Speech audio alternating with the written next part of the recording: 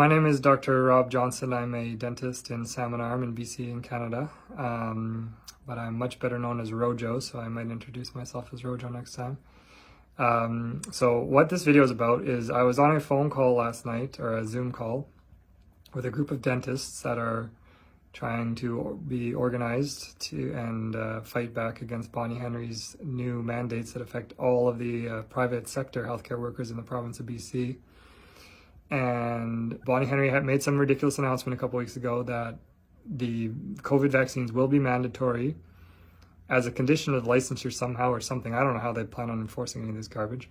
But they're going to be mandatory for all of the private sector healthcare workers, which is a massive list: acupuncturists, Chinese medicine practitioners, physiotherapists, chiropractors, dentists, dental hygienists, dental assistants. And I mean, the impact of that is beyond anything you could ever even imagine. So I think I need to start right off the bat by addressing these ideas of, anyone who is opposed to Bonnie Henry's ridiculous mandates is a conspiracy theorist, anti-vaxxer, anti-masker. Because those are labels that have been invented to just be able to discredit and dismiss anybody that is trying to say, hey, this doesn't make any sense. And it's not helpful at all. So I'm not going to get into my personal opinion on vaccines in general, or the COVID vaccine, or masks, because none of that even matters. The point is, I have been saying for the past 2 years, I've been saying two things. You need to have some sense at some point. Stop doing things that clearly make no sense. There's no science, there's no logic, there's no basis for most of this garbage, so stop doing it. The second thing I've been saying is figure out which line you're not prepared to cross. Because apparently, according to people smarter than me, when you've been conditioned by the absolute nonstop fear porn, fear-mongering propaganda of our government-controlled media to believe that everything that you're being asked to do is for the greater good, then there is no line that you won't cross. And so you better figure out if there is before it's too late. But here's how I look at this situation. Getting this vaccine or any other medical procedure, it requires the informed consent of the patient. And that consent has to be freely given. They have to have the information they need to make a decision and then make it themselves. You cannot be coerced or incentivized or defrauded into this. And so when Bonnie Henry announced this mandate for healthcare workers, I'm thinking to myself, okay, well, if these people are going to be healthcare workers, their primary value needs to be patient autonomy and informed consent. So I don't care what you think as far as how bad is COVID really and how safe and effective are the vaccines. That's irrelevant to the conversation of whether they can be mandatory. So that needs to be 100% hard no.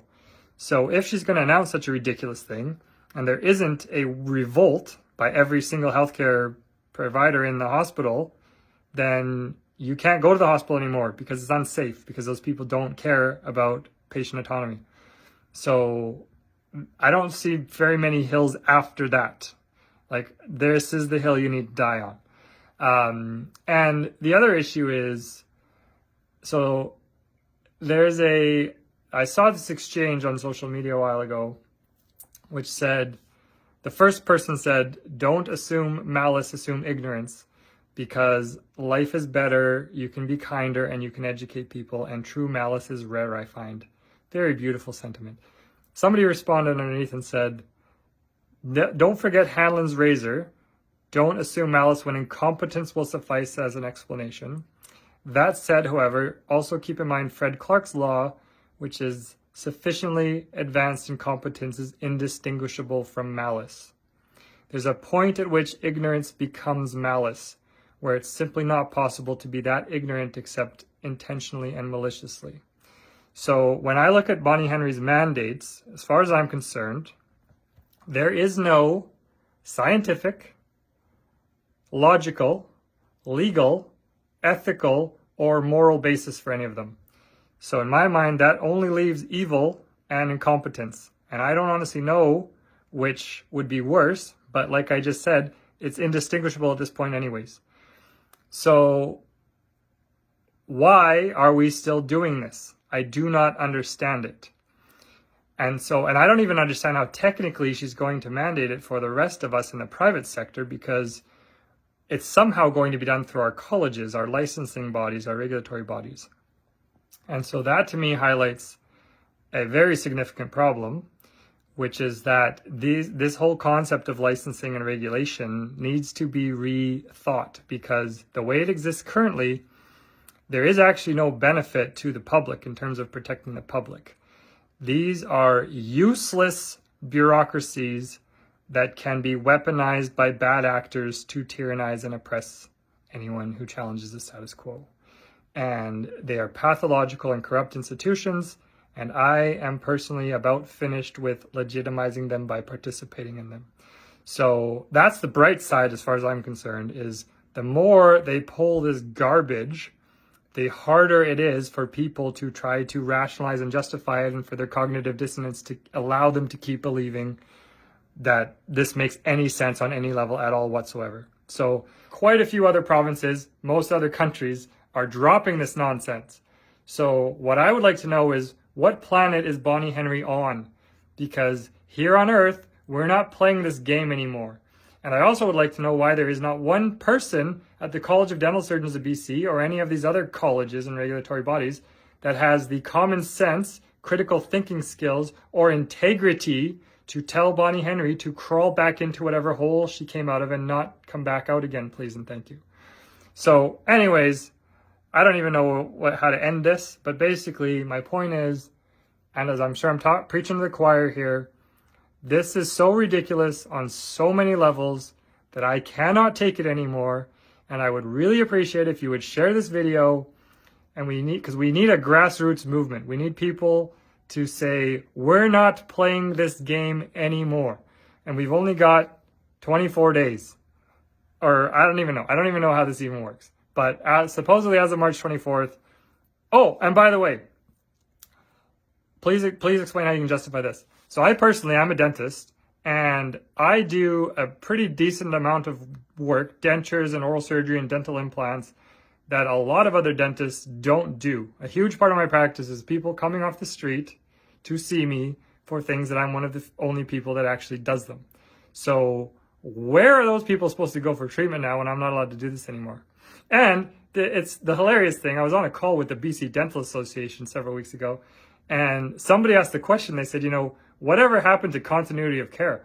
Like we have some obligation to our patients to make sure that they're able to receive care if they need it. So if we have some kind of a breakdown in a relationship with a patient, we don't want to treat this person anymore, we still have to treat their emergencies and make sure that they're taken care of until some reasonable time when they can find themselves a new dentist to go and see.